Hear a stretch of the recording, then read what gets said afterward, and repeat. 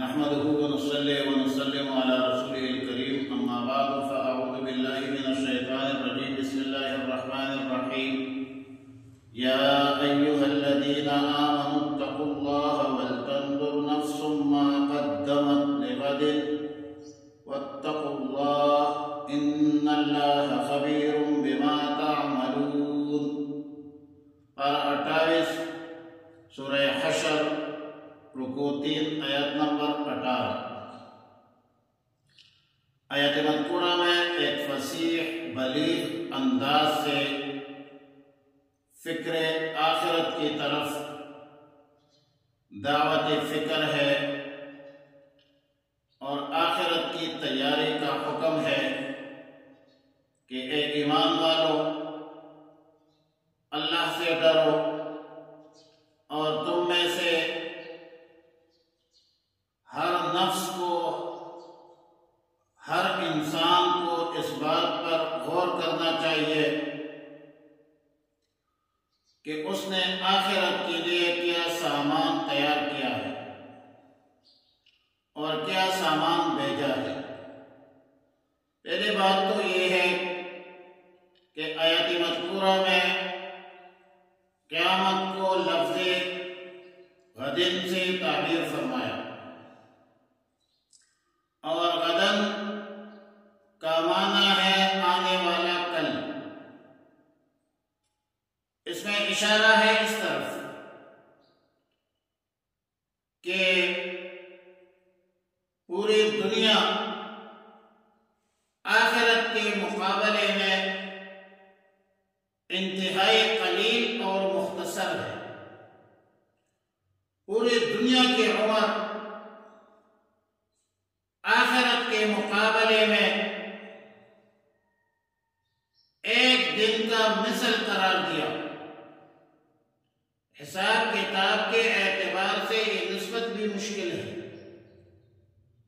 کیونکہ دنیا کی زندگی عارضی ہے اور آخرت کی زندگی دائمی ہے. دنیا کی زندگی کا ایک انتہا ہے، آخرت کی زندگی کا کوئی انتہا نہیں. دنیا کی زندگی کے لیے انقطاع ہے جبکہ آخرت کے لیے کوئی انقطاع نہیں. اگر زمین و آسمان کی تخلیق سے حساب لگائے تو چند لاکھوں سال بن جاتے ہیں، مگر پھر بھی ایک محدود مدت ہے، ایک متناہی مدت ہے. اب ظاہر ہے کہ محدود کا غیر محدود کے ساتھ کیا نسبت ہو سکتا ہے؟ متناہی کا غیر متناہی سے کیا نسبت ہو سکتا ہے؟ اور بعض روایات میں ہے کہ الدنیا یوم ولنا فیہ صوم، ساری دنیا ایک دن اور اس دن ہمارا روزہ. اگر غور کیا جائے تو تخلیق انسانی سے دنیا کی ابتدا شروع ہوتی ہے، تخلیق آسمان و زمین سے یہ دونوں چیزیں انسان کے لیے قابل اہتمام. بلکہ آپ سمجھ لیں کہ دنیا کا ہر فرد اس کا اپنا ایک عمر ہے، اپنا ایک حساب ہے، سال ہے، اور ظاہر ہے کہ آخرت کے مقابلے میں پھر یہ ہر انسان کا جو مدت ہے کتنا حقیر ہے. ہر شخص خود اس کا اندازہ لگائے. بلکہ خلق الموت والحیات لیبلوکم ایکم احسن عملا، موت کو مقدم کیا ہے کیونکہ موت یقینی ہے اور حیات جو ہے زندگی یہ غیر یقینی ہے. کتنے لوگ اسقاط ہو جاتے ہیں 5-6 مہینے بعد اس کو زندگی نصیب نہیں ہوتی. موت بھی یقینی ہے، قیامت یقینی ہے، اور اتنا یقینی ہے کہ جیسا کہ آج کے بعد کل کا آنا یقینی ہے. اور اس میں کسی کو کسی قسم کا کسی بھی زاویے سے شک اور شبہ بھی نہیں ہو سکتا اور ہونا بھی نہیں چاہیے۔ اسی طرح دنیا کے بعد قیامت اور آخرت کا آنا یقینی ہے، بلکہ اتی امر اللہ فلا تستعجلوا۔ تیسرا اشارہ اس طرف ہے کہ قیامت بہت قریب ہے، جیسے آج کے بعد کل دور نہیں ہے، بہت قریب سمجھی جاتی ہے۔ اسی طرح دنیا کے بعد بھی قریب ہے، دنیا کے بعد قیامت جو ہے وہ بھی قریب ہے۔ قیامت اور وقوع قیامت پورے عالم کی، جس میں آسمان و زمین میں بھی فنا ہونا ہے، بلکہ کل من علیہا فان ویبقى وجہ ربک ذو الجلال والاکرام، اگرچہ ہزاروں سال بعد، مگر بمقابلہ آخرت کے بالکل قریب، سر پہ ہے۔ اور ایک قیامت تو ہر انسان پر بذات خود آتی ہے، جو اس کی موت کے وقت آتی ہے۔ من مات فقد قامت قیامت، جو شخص مر گیا اس کی قیامت تو ابھی قائم ہوگی، کیونکہ قبر ہی عالم آخرت کے آثار ہے، شواہد ہوتے ہیں۔ عذاب ثواب کے نمونے خود بخود سامنے آ جاتے ہیں، کیونکہ عالم قبر جو ہے، جس کو عالم برزخ کہا جاتا ہے، اس کی مثال دنیا کی انتظارگاہ کی جیسی ہے، ویٹنگ روم، اور ویٹنگ روم میں مختلف قسم کے لوگ آتے ہیں۔ ملاقات کے لیے بھی لوگ آتے ہیں کسی آفیسر کے سامنے، اور مجرمین بھی پیش کی جاتی ہے۔ قبر تو مجرمین کا حوالہ یا جیل خانہ ہے، ویٹنگ روم میں تو ایک انتظارگاہ ہے، اس میں ہر انسان کو اپنی حیثیت معلوم ہوتی ہے کہ اس نے کتنا بڑا جرم کیا، لہذا قبر ہی سے ہر بندے کو اندازہ ہو جاتا ہے، اپنی حیثیت معلوم ہوتی ہے کہ میرا درجہ کون سا ہے، میرا مقام کون سا ہے، 302 کی ہے یا کوئی اور جرم کی ہے۔ اس لیے رسول اللہ صلی اللہ علیہ وسلم نے فرمایا کہ القبر روضۃ من ریاض الجنہ، قبر جنت کے باغیچوں میں سے ایک باغیچہ ہے، اور یہ جہنم کے گڑھوں میں سے ایک گڑھا ہے۔ اللہ تعالی نے موت کو انسان کے لیے ایک ایسا معمہ بنایا کہ بڑے سے بڑا فلسفی، سائنسدان، سمجھدار، ہوشیار، مالدار اس کو اندازہ نہیں ہو سکتا۔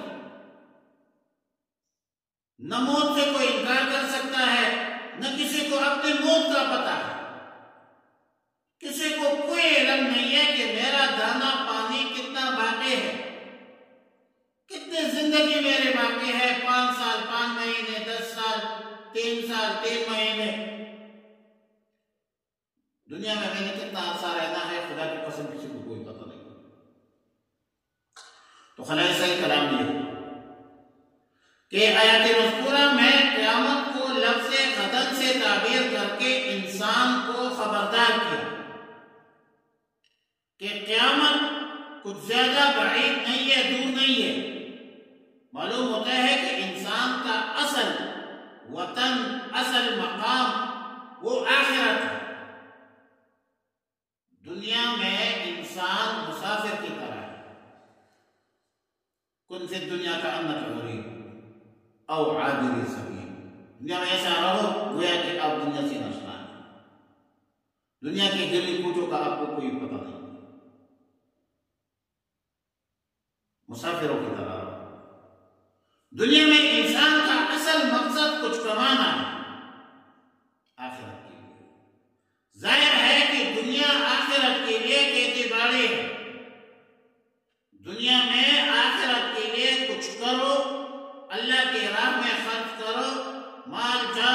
کی قربانی دو، اللہ کے احکامات اور رسول اللہ صلی اللہ علیہ وسلم کی تعلیمات پر عمل کرو۔ لفظ ما قدمت میں عموم ہے، اعمال صالحہ اعمال سیئہ دونوں کو متناول اور شامل ہے۔ اب ظاہر ہے کہ فمن یعمل مثقال ذرۃ خیرا یرہ ومن یعمل مثقال ذرۃ شرا یرہ، خیر کا عمل کیا ہے وہ بھی دکھایا جائے گا، شر کا عمل کیا ہے وہ بھی دکھایا جائے گا۔ البتہ دو دفعہ واتقوا اللہ فرمایا، ایک فرمایا یا ایھا الذین آمنوا اتقوا اللہ، اور دوسری دفعہ فرمایا کہ واتقوا اللہ ان اللہ خبیر بما تعملون۔ پہلے اتقوا اللہ میں فرائض واجبات کی ادائیگی کا حکم ہے، اور دوسرے اتقوا اللہ میں گناہوں سے بچنے کے اہتمام کا ذکر ہے۔ اور یہ بھی ممکن ہے کہ پہلے اتقوا اللہ سے اعمال، احکام، اللہ کے احکامات اور حوامر مراد، اور دوسرے اتقوا اللہ سے صحیح اعمال کی طرف خبردار تنبیہ کہ اعمال میں تو خرابی نہیں، اعمال میں اخلاص ہے یا نہیں۔ کوئی آپ نے نیک عمل کی ہے، صدقہ کی ہے، زکوٰۃ کی ہے، جہاد کی ہے، یا کوئی اور عمل آپ نے کیا، کوئی اس میں ریا، دکھلاوا، نمائش نہیں ہے،